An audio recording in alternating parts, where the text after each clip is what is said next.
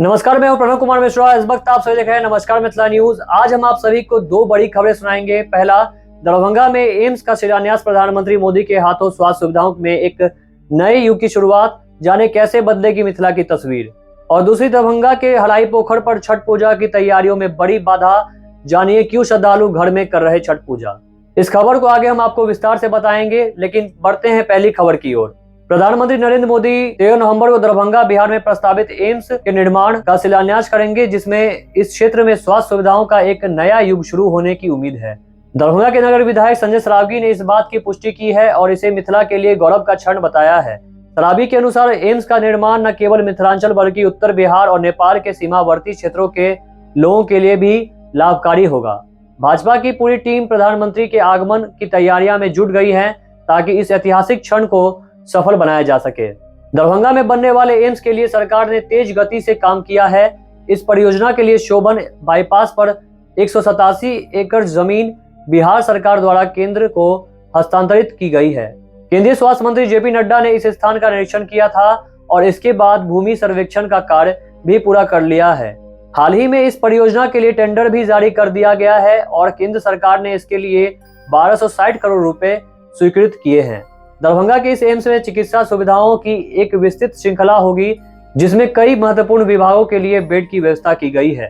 ICU और critical care 175 bed, surgery ortho 120 bed, medicine 60 bed, paediatric 60 bed, स्त्री एवं प्रसूति विभाग 75 बेड, डर्मेटोलॉजी 15 बेड। इस तरह से दरभंगा एम्स आधुनिक चिकित्सा सुविधाओं से लैस होगा, जो उत्तर बिहार के साथ साथ नेपाल के लोगों के लिए भी एक महत्वपूर्ण चिकित्सा केंद्र बन जाएगा। इस एम्स की स्थापना से दरभंगा और आसपास के क्षेत्रों में चिकित्सा, शिक्षा और रोजगार के नए अवसर खुलेंगे। चिकित्सा क्षेत्र में स्थानीय छात्रों को एम्स जैसी प्रतिष्ठित संस्था में शिक्षा प्राप्त करने का मौका मिलेगा। इसके अलावा रोजगार के भी नए अवसर सृजित होंगे, जो इस क्षेत्र की आर्थिक स्थिति को सशक्त बनाने में सहायक होंगे। एम्स का यह निर्माण कार्य तेजी से आगे बढ़ रहा है, जिसमें विभिन्न विभागों की योजना और भवन निर्माण के लिए आवश्यक कंसल्टेंट सेवाओं की निविदा भी प्रकाशित की गई है। इसके तहत दरभंगा एम्स के मास्टर प्लान की रूपरेखा तैयार की जाएगी, जो स्वास्थ्य क्षेत्र में इस परियोजना को साकार करने में मददगार साबित होगा। चलिए बढ़ते हैं दूसरी खबर की ओर।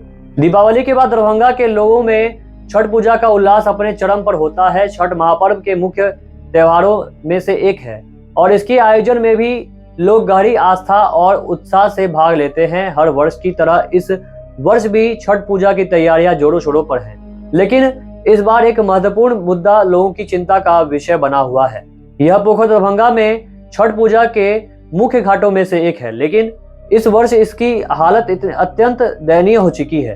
दरभंगा में छठ पूजा के लिए हराई पोखर एक प्रमुख स्थान है, जहां पर हजारों श्रद्धालु छठ पूजा के लिए एकत्रित होते हैं। इस पोखर का धार्मिक और सांस्कृतिक महत्व भी बहुत है, परंतु इस बार की स्थिति चिंताजनक है। पोखर में अत्यधिक गंदगी, जल कुंभी और कचरे के ढेर हैं, जिसके कारण जल प्रदूषण की समस्या उत्पन्न हो गई है।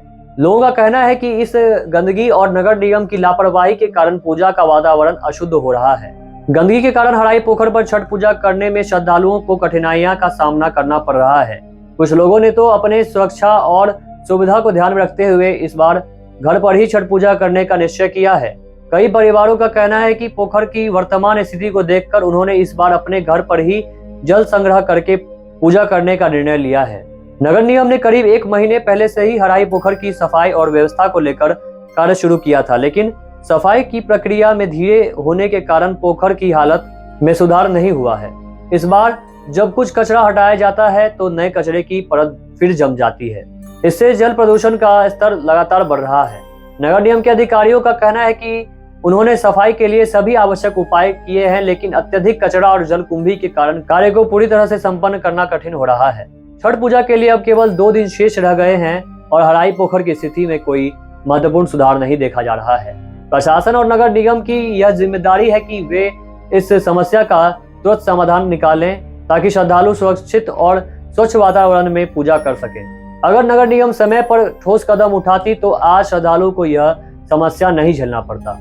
नगर निगम को चाहिए कि वह हराई पोखर जैसे महत्वपूर्ण घाटों की नियमित सफाई और रखरखाव की योजना बनाए, ताकि भविष्य में छठ पूजा के दौरान श्रद्धालुओं को किसी तरह की असुविधा का सामना न करना पड़े। दरभंगा में छठ पूजा के महत्व और उसके प्रति लोगों की आस्था को ध्यान में रखते हुए नगर निगम और स्थानीय प्रशासन को इस प्रकार की समस्याओं का समाधान करना चाहिए। नमस्कार, अब तक इतना ही। मिलते हैं करीब में नए खबर नए समाचार के साथ। जाने से पहले अगर आपने हमारे चैनल को सब्सक्राइब नहीं किया तो हमारे चैनल सब्सक्राइब करें। अगर आपने हमारे ट्विटर, पूर्व एक्स, इंस्टाग्राम, फेसबुक पेज को फॉलो नहीं किया तो हमारे सब पेज को फॉलो करें। नीचे हमने इसका लिंक डिस्क्रिप्शन दे दिया है। हमें दीजिए जाने की इजाजत। आप देख रहे हैं नमस्कार मिथिला न्यूज। नमस्कार।